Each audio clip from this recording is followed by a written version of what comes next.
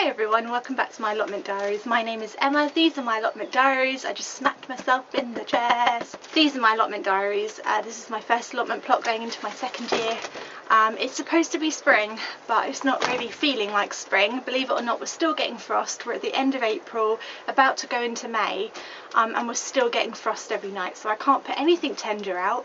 I've got some seeds and things on the go. I'm here today just to help tidy things up, check for slugs and snails, things like that, but it feels very weird this year. It feels very slow. It's a very slow start. We've had some nice weather and we've had a lot of sun. We haven't had very much rain. We got a tiny bit of rain yesterday. I'm hoping there'll be more today. But yeah, it's been such a strange year so far. It's been such a slow build up to spring. I've managed to germinate more sweet corn at home, so I'm really hoping I get sweet corn this year. I think because last year I probably tried to sow, I think I sowed it outside, didn't I? Didn't I put it in pots outside and tried to germinate it? And it just didn't work. So this year I've done everything inside and it's actually germinating.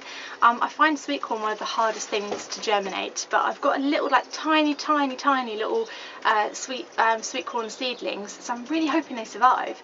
But like I said, I'm just finding them so difficult. But yeah, I can't put pumpkins out yet, can't put tomatoes nowhere near ready for tomatoes, courgettes, nothing. So it's just been odd really, it's just been odd. So we'll just do a bit of tidying up and just check on some snail damage and stuff really, and maybe help out the pond a bit.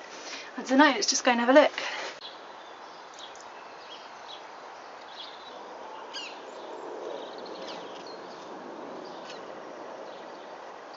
I think we'll start with the pond because we haven't done a lot of talking about the pond recently. Sorry, it's an aeroplane.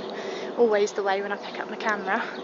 The water is incredibly clear, which is excellent, but because it's now so clear I can see it's quite overgrown under there, and somebody said that frogs like to have a bit of clear water, although they like to have most of the pond covered. But then these plants are just doing so excellent that I think that gives them the coverage they want. And obviously around the pond now you can see we're looking at quite a lot of growth here, and we've got so many Californian poppies coming up. It's going to be full of just like, you know, wildlife and bees and things. I don't know what they are. I'm wondering if they're actually calendulas coming up, because I just say that they do self-seed. So I don't know if I've got some coming up already. We'll have to wait and see. But I'm going to try and clear a bit of this pond in the hope that having a little bit more of a clear area will just help out the froggies and encourage them to actually visit my pond, because they just don't seem to want anything to do with it at the moment, which is disappointing. But there we go. It's life. It's what frogs are like, you see. They're very fussy. Pond's dirty.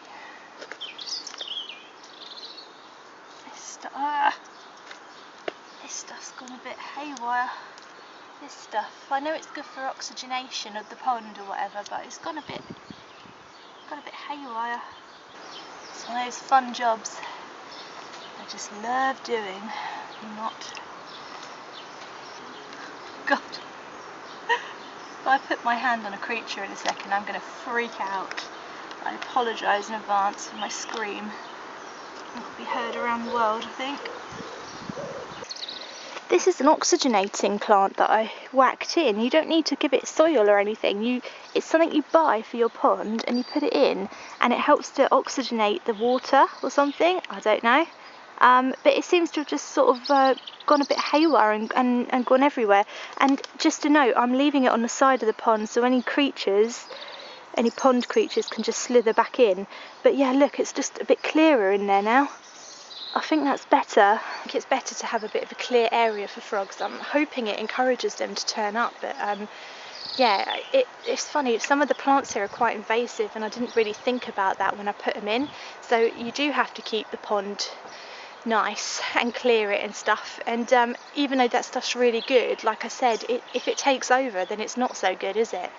Any plant I suppose can become a weed if it becomes too invasive. You know, these Californian poppies are becoming a weed because they're blooming everywhere now. What is a weed, I ask you? What is a weed? It's a plant that's growing where you don't want it to grow, but it could be anything, couldn't it?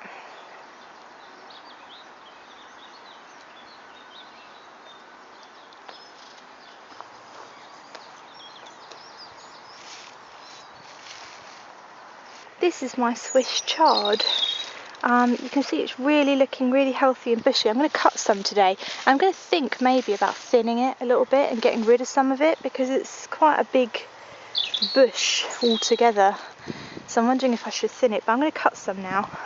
I do love Swiss chard. I think it's so pretty, and it's something that just lasts the whole year round. So even in the winter months, you've got something really beautiful growing. Yes, all right, you can have your moment, birdie. I know they're pretty and stuff, but they do sing at the time where I'm talking. Do you know what I mean? It's like they know. Right. It's showing off now. Look at that. Look at that yellow. It's beautiful, isn't it? It's beautiful.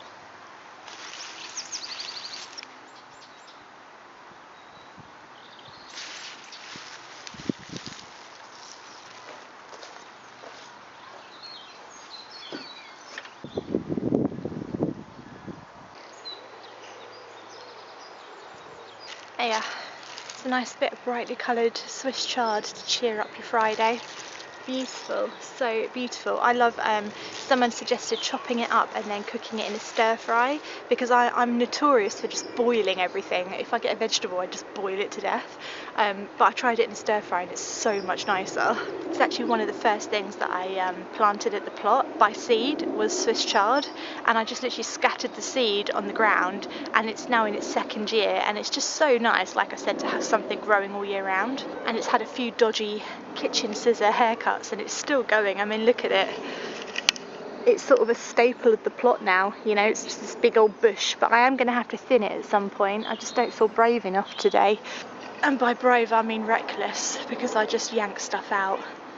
You know, I was just thinking, as frustrating as it is not to be able to grow anything right now, the plot has come so far so quickly.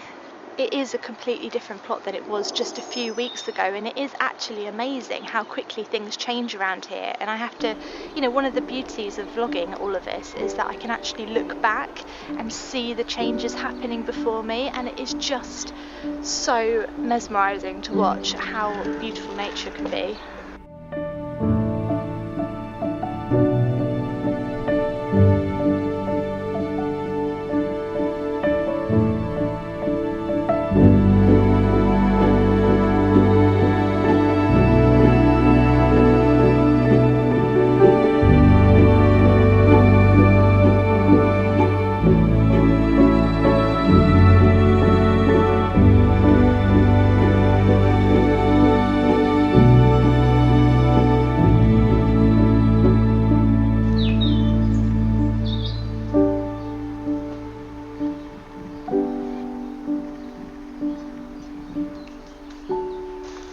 Let's check on the old spring onions, because I haven't had a look at these for a while. I can see them popping up. Oh wow, look at them.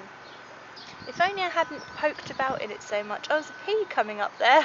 If only I hadn't poked about in it so much, then I probably would have had more spring onions. But yeah, they look alright, you know. I've had them covered for a bit with this netting, just to stop things digging in it. But yeah, look, I mean, they're all coming up really nicely, I think. And then over here, this is the random pea that the mousey didn't get, if it was a mouse or a squirrel, whatever it was. Yeah, you're doing quite well. Oh God, it's the best news ever for a Friday. I've got a little bit of growth on my dahlia. The dahlias that I whacked in so super early, it's insane. I've actually got a bit of growth on them. Look, look, look, look. All right, okay, you're definitely not going to be able to see this. It's just there, that little tiny thing there. Oh my God, I can't believe it. I've got growth on the dahlia. Dahlias, I'll go. We're going to get a dahlia. We're going to get a dahlia. Yes. Oh, love it when the dahlias start to grow. It's just the best time ever. Right, covering back up. Please keep growing, little beauty. Look at all my tulips finally coming up. The lighter ones are coming up now, and they are my absolute favourite because together they just look stunning. And even though we've had really bad weather and it's been still so cold and stuff, the tulips, they're still coming. Spring is still springing.